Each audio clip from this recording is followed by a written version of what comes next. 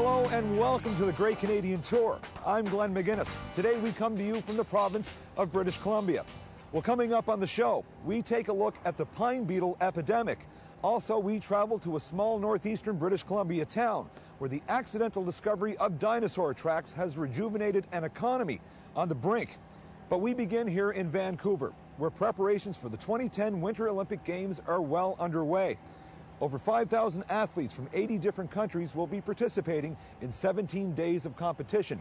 It's expected to attract thousands of tourists, spectators, and media from around the globe, and an estimated 3 billion people will be tuning in to watch. So with so many eyes on Vancouver, it's generated a lot of excitement around here. But not everybody is buying in on the hype.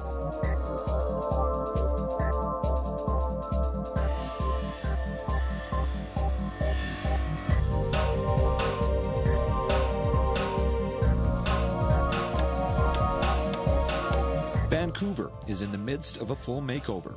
There's construction, renovations, and new developments cropping up everywhere. An army of cranes dominate the landscape. High-caliber sports venues are being built. The Athletes' Village is near completion. The convention center is tripling in size. The city's SkyTrain is being expanded. Billions of dollars are being spent. Vancouver is getting into Olympic shape. The mayor of Vancouver, Sam Sullivan, insists it's a win-win situation hosting the Games, not just for the developers, but also for the residents of Vancouver. He thinks it's a good deal for the city. Everything we do for our Olympic and Paralympic Games is about legacies. If it doesn't provide long-term legacies for our citizens, we don't do it, or we do it as a temporary measure. Look at what's going to happen now. As a result, we're getting the BC Place revitalized. We're going to get a new roof. We're going to get incredible art gallery that's going to be attached to that center. All sorts of new ideas, new investments are being made as a result of the Olympics.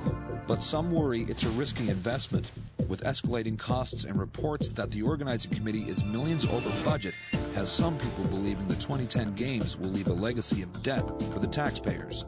In nearby Burnaby, Mayor Derek Corrigan doesn't share the same enthusiasm as his counterpart in Vancouver. He says that the billions of dollars being spent on the Olympics are an economic gamble.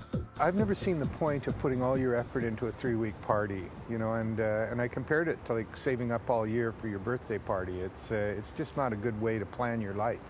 And in regard to the Olympics, it's not just the Olympic venues that have been put up. It's not the additional money that's been spent. It's the change in priorities on infrastructure, everything from the Canada line and airport to downtown Vancouver line that pushed out other projects that we had in rapid transit, through to the massive expenditure on the Sea to Sky Highway that's allowed people to have a much faster and direct route up to Whistler that in the long term will benefit the condo owners, but really doesn't solve the transportation problems we have in the Lower Mainland. So we've got a skewed set of priorities, and everybody seems to jump on board for the idea that let's get everything ready for that 3-week party, but with no idea of whether or not the long-term hangover costs of spending all of that money are going to have a massive effect on our choices for the future.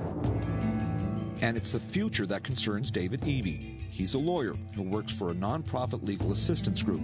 He writes an award-winning blog on the Olympics. Eby wants to ensure the Games benefit all of Vancouver and not just the fortunate few. He's concerned how they will affect the residents of Vancouver's poorest postal code, the downtown East Side, an area plagued with problems of homelessness, child poverty, drugs, and prostitution. Rates of AIDS and hepatitis C are at epidemic levels. A recent United Nations report said the area was in immense poverty, suffering from a massive crisis. So, David, how is this Olympics going to affect the homeless people here in the downtown East Side of Vancouver?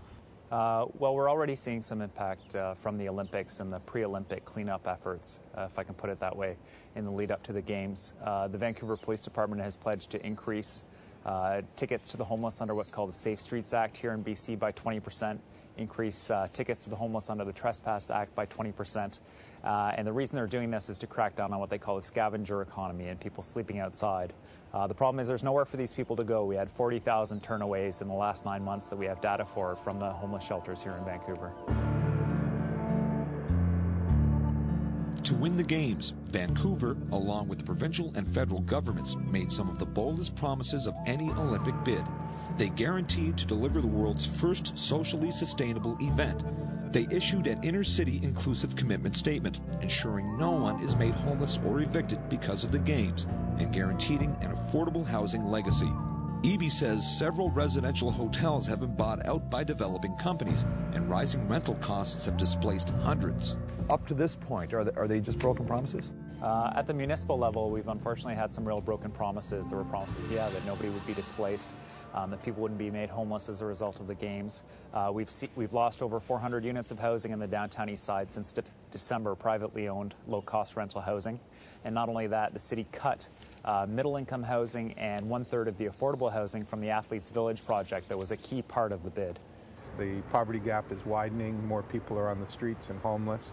And really that problem is one that's being buried rather than solved. I know there will be a significant movement of the homeless out of the downtown Vancouver, downtown east side area to push them into other communities so that they won't become the kind of eyesore that will give Vancouver a terrible international reputation. Mayor Sullivan denies the city is hiding the problem. What the Olympics has done is it has catalyzed 3,000 units of social housing. We've had the provincial government has bought 18 SRO buildings in the downtown east side. The city has contributed 12 sites, and 1,200 units of social housing are being built on those sites right now.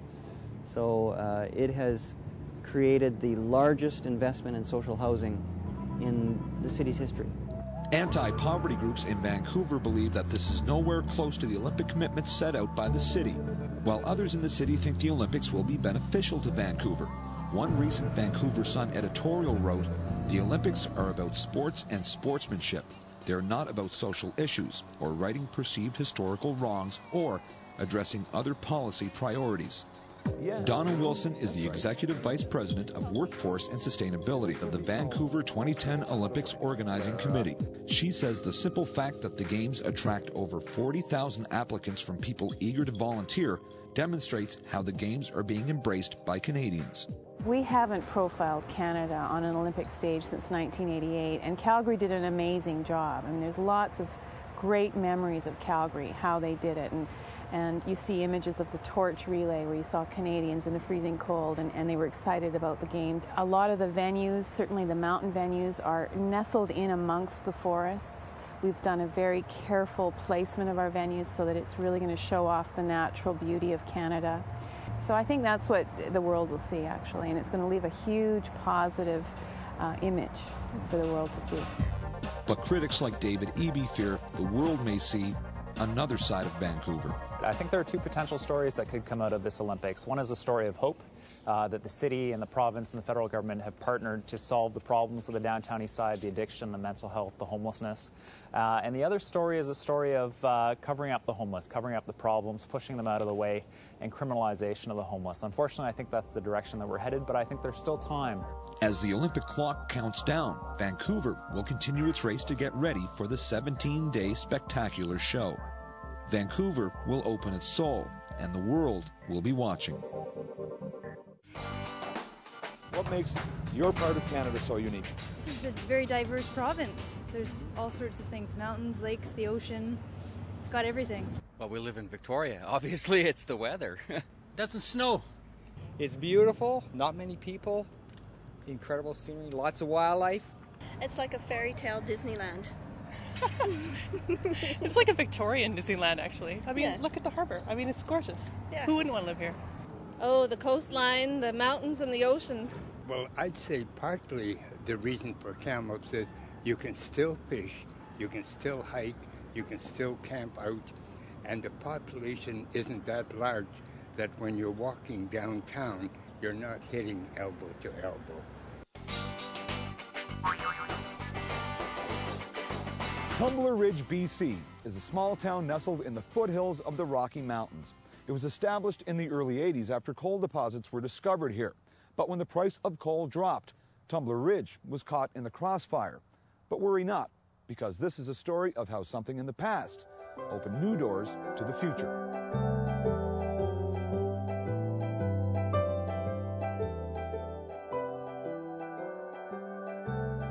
Tumbler Ridge is a young town. 30 years ago, nothing existed here. It was wilderness.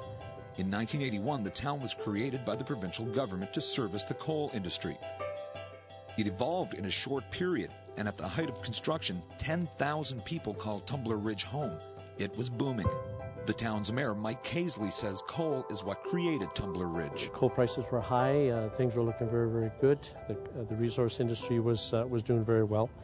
And so we had a good number of years that people came in from all over, basically all over the world, certainly all throughout Canada and so forth. And it was a young community. It was people coming into a startup situation and so forth. So we had what we call quads, and we had trailer courts set up and so forth until the major construction was done, as well as the building of all of the homes that you see here, which was also part of that transition. And as coal prices stayed steady and so forth, we had some very, very good economic times. But in the late 90s, the resource industry took a dive. Difficult economic times lay ahead, but the town survived. We've basically been in existence for about 26 years now. We celebrated last year our 25th anniversary.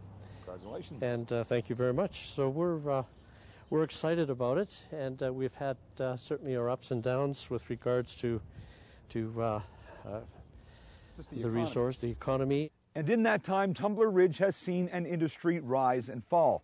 Low employment prospects threatened to end this place as quickly as it began. But something else was about to put Tumbler Ridge on the map, thanks to the accidental discovery of two young men. In 2000, Daniel Helm and his friend Mark Turner set out one day to do some tubing in nearby Flatbed Creek. While making their way back up the river on foot, they stumbled upon something that would change the future of Tumbler Ridge. So Daniel, this is the spot where it all happened at first. I want you to tell me a little bit about that. Okay, so my friend, he fell off the tube like right here, and then after he was safe. So you were tubing with your friend down the river, is that what was going on? Yeah, we were tubing down the river, and then he fell off, and so he helped me to that shore over there. And as we're walking back up, we saw these holes in the rock, and being kids, the first thing that popped to our minds was that they were dinosaur footprints. Right, okay, and what did you do as soon as you saw them? I mean, you went back into town, who did you tell? Well, we told my dad. He was actually here with us that day, and he came, took a look at them, and he ruled it out. He said, those can't be footprints, because kids don't find dinosaur tracks. And then, we said, no, but we actually did find something, just look at it. And so it took a bit of convincing, but in the end, we half convinced him. So. Wow. So what do you think of it all? I mean, this is kind of, I mean, you've got people like me coming out to visit you, you've had other people talk to you. I mean, what do you think of all this attention? Well, I don't really know what to make of it. It is something that happened by chance, but I guess it's kind of neat to see meet all these people from all over coming to see it, especially in the summertime. I was working in the museum last summer, and people came from all over, Australia and the States, just to come, or they came to Tumbler Ridge. Since their discovery, tourism has risen by 500%. Dinosaur fever gripped the town. The search for dinosaur material intensified. Numerous footprints were discovered and recovered. Over 300 dinosaur bones have been found. Rich McCrae was the first paleontologist to visit Tumbler Ridge in 2000. He has led numerous excavations and is Canada's leading expert on fossil footprints. He has been instrumental in forming the Dinosaur Discovery Gallery and the Paleontology Research Center. It's the first of its kind in the province and enables McCrae and his team to study the findings right here in Tumbler Ridge. So Rich, this is where you keep all your examples, specimens that you found. One of the reasons you're moving because you don't have enough room. Yeah, we've been a little too successful with our field projects. Yeah, okay. What do we have here? What are we kind of looking at here? Well, we have a variety of specimens that are too big to fit into our specimen cabinet, so they're on racking. But we have a number of dinosaur footprints, and most of those are along the bottom. Middle, we have other footprint slabs, and then dinosaur bones over there that are waiting to be prepped. That's incredible. I see a little bit of a different coloration in here. Yeah, that's the bone. That's and it's a not so little bone either. That's partially exposed. I can look at this and I can tell that's a bone. That's incredible. That's right. That's a practice piece. We find fragments like that and we use them for to test our equipment and get our skills up. Lisa Buckley was born in British Columbia. She was part of the province's first dinosaur dig. The dinosaurs that we're walking through here were ankylosaurs, so the large armored dinosaurs. Everyone knows them from the bone on the bone club on the end of the tail. And those were four-footed animals. They were plant eaters.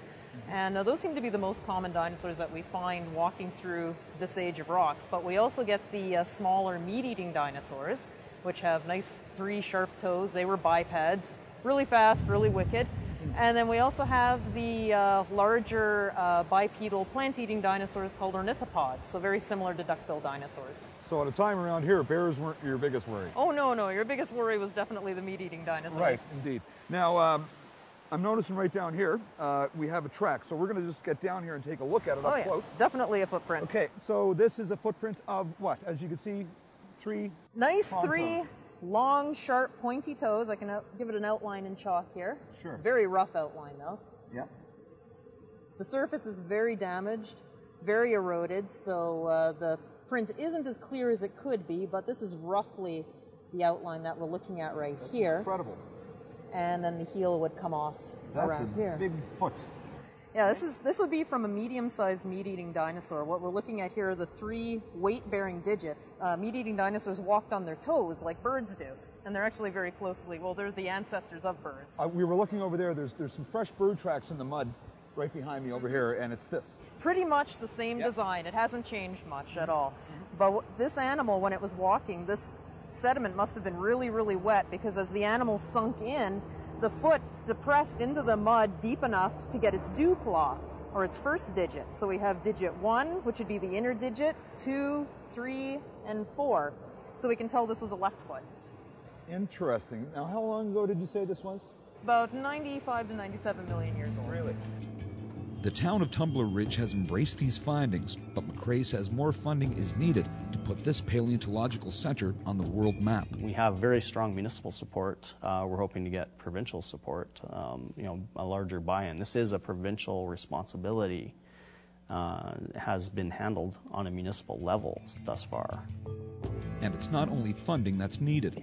McRae and Buckley are working hard to ensure the British Columbia government introduces legislation to protect these prehistoric findings. What we would like to do first off is for BC to have some sort of provincial legislation protecting and managing its fossil resources. BC is the only province in Canada that doesn't have any sort of government legislation to manage its fossil heritage. Every other province in the country and territory does have some sort of management framework set out. BC is the only one that doesn't at this stage, and right now me and the other paleontologist, Rich McRae, are working to provide feedback for the development of this legislation. Since the discovery, Mayor Casely says his town is no longer a place on the brink of extinction. The future at the moment certainly looks very, very, very, very positive. So it just goes to show that you never know for sure what you might find underneath your feet. And for Tumbler Ridge, British Columbia, footprints from the past have led the way to a brighter future. What do you think is the most memorable moment in Canadian history? I guess probably Confederation when they all joined together. It was a good thing. Completing the railway across Canada. I mean, it's one of the most influential things. Probably Confederation. When Canada became a nation in 1867. Medicare with Tommy Douglas. I would say that would be probably the most important part. I think in 1972, when we beat the Russians in hockey. Canada, Russia. I would say the most memorable time in Canadian history would be the end of World War II.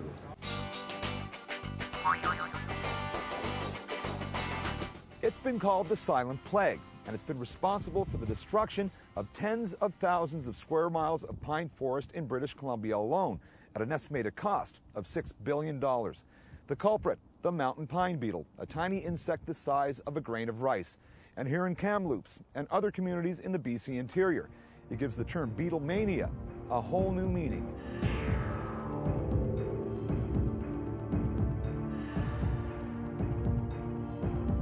The current outbreak of the mountain pine beetle in British Columbia is the largest that Canada has ever seen. At the current rate, 80% of the mature pine will be dead by 2013. The economic implications are devastating. The British Columbia government estimates that 30 communities will be affected, impacting over 25,000 families whose livelihoods depend on the pulp and paper industry. The timber industry in central British Columbia accounts for almost a fifth of the province's economy. Recent reports say this will shrink by 20 to 40% in the next 25 years. The consequences will be felt for decades in British Columbia. But the mountain pine beetle is not new to British Columbia. It's always been a natural part of the ecosystem. Decades of fire suppression and climatic warming have helped the beetle populations grow from endemic to epidemic proportions. Dr. Alan Carroll is a pine beetle specialist with the Canadian Forest Service. He says the current outbreak is roughly 12 years old and spreading. Mountain pine beetle outbreaks are common in Western North America, particularly in Western Canada. We've had 4 or 5 outbreaks in the last 100 or so years. And each and every time, it's outstripped our capacity to manage the population. This outbreak is unique in the sense that it's bigger than anything we've seen previously in recorded history. The pine beetle has shown no mercy in Kamloops. The ponderosa pines are what makes the landscape of Kamloops so unique. Within a couple of years, that will change. Almost every pine tree in Kamloops is either dead or dying. Meet Kelly Johnston. He's the Natural Resource Section Leader for the city of Kamloops. Johnston is at the forefront in the battle against the pine beetle. So, Kelly, we have a few examples of infected trees by the pine beetle, and you brought your axe today, so can I get you to show me what a tree looks like that's sick, that's dead from the pine beetle? Absolutely. Well, first of all, you'll notice that the tree's red, and that's a sign that the tree has been attacked in probably the previous year, or at least a number of years. So the red in the bark? No, the red in the needles. Oh, okay, here. so red in the bark's a normal... Yes, that's normal color for the bark in these trees. But if the tree was still green, yeah, we could look for these pitch tubes here. Okay, pitch tubes. Now, can you explain what they are for me? Yeah, they're. This is where the beetle has tried to enter the tree, and the tree has attempted to flush it out essentially with its pitch. Now, the mechanism the beetle uses is it overwhelms the tree with numbers of beetles, and the tree can only flush so many beetles out. Okay. So it's spitting it out is basically what Basically, that's what happened. And then once the beetle gets into the tree, it carries blue stain fungus with it, which essentially blocks off the translocation of the tree, and it can't produce any more pitch. And then the beetle's home free. Some scientists think that damage inflicted by these insects on the forests might actually contribute to the greenhouse gas levels and ultimately global climate change. The damage the mountain pine beetle has inflicted here in the BC interior is painfully evident. In fact, if you combined all the areas of British Columbia that were infected by the pine beetle, it would be equal in size to the entire province of New Brunswick. And of course, with dead trees comes a heightened risk of forest fires. Greg Zeben is the parks manager for the city of Kamloops. He says people here were shocked when they first started losing trees. So, Greg, when did the pine beetle epidemic really begin here in Kamloops? Well, we started doing sanitation work and have been doing sanitation work because the pine beetle is a native species. But in 2006 is when we got the real major flight that really took out the majority of the trees in our community. Because of the scope of it, provincial, federal government, we're looking at, okay, how do we, what are we going to deal with provincially as far as, economic development for some of these communities that are going to be affected. City of Kamloops, luckily enough, we've got a tournament capital program. We have other economic engines that we're trying to drive to help our community, sustain itself. We have mining very close. So, when we have pressures on our forestry industry, there are areas that we have other economic engines. The epidemic has largely been seen as an ecological and economic disaster for the province, but now it has moved into the residents' backyards and back pockets. It seems just about everybody has been affected by this. The landscape of Kamloops is changing forever. Maureen and Joe Nicholas have lived here for nearly 30 years. They built their home on 7 acres of land surrounded by ponderosa pines. Now, all the trees are gone. Maureen, this is your backyard, and you showed us the pictures of what it used to look like, but I want you to describe it like right here about how it used to look. When you would stand here and look to the north and to the west from here, you would predominantly not be able to see through the trees. And you would look out over the hillside. You could not see the hoodoos in the clay banks because of the large trees. It was forest. Do you have neighbors also that were hit as hard as you and Joe? Most of our neighbors didn't have quite as much trees. Our neighbor across the street lost almost as much. Everybody within our small neighborhood lost a significant amount of trees. We lost between 240 and 250 trees on our property alone. Well, how does that make you feel? I mean, obviously it makes you feel bad, but how has this whole experience affected you? I think you're sort of still coming to terms with it. When it first happened, it was hard to believe because it happens very quickly. We had green trees, and within 6 months they were dead. They were red. You knew you had enormous fire danger. Wind was starting to affect it. We were starting to lose some trees to wind damage. We were getting nervous. We were getting scared. And it looked terrible. Everything was dead around us. It was really a scary atmosphere to be in. The city has estimated that the total cost of tree removal for landowners to be $13 to $14 million. Joe and Maureen will likely cash in some of their RRSPs to pay for the $26,000 they owe. But do you see it now on the way out? You said like in 2006 it got really bad really fast, you know? So is it dwindling down? Yeah, we think we have one more year where we're going to have, I think we had one flight already this year. We're probably expecting another one, maybe two more. And then we're going to start, we feel, with discussions with all the entomologists, that we're going to see that population start to drop fairly shortly here. So for us, we're at a point where we're looking at the back end of it. The mountain pine beetle is already a permanent fixture in Alberta's forests, and there's fears the plague may travel eastward and threaten the boreal forest. It's a gloomy picture, but Greg Zeben tries to remain positive.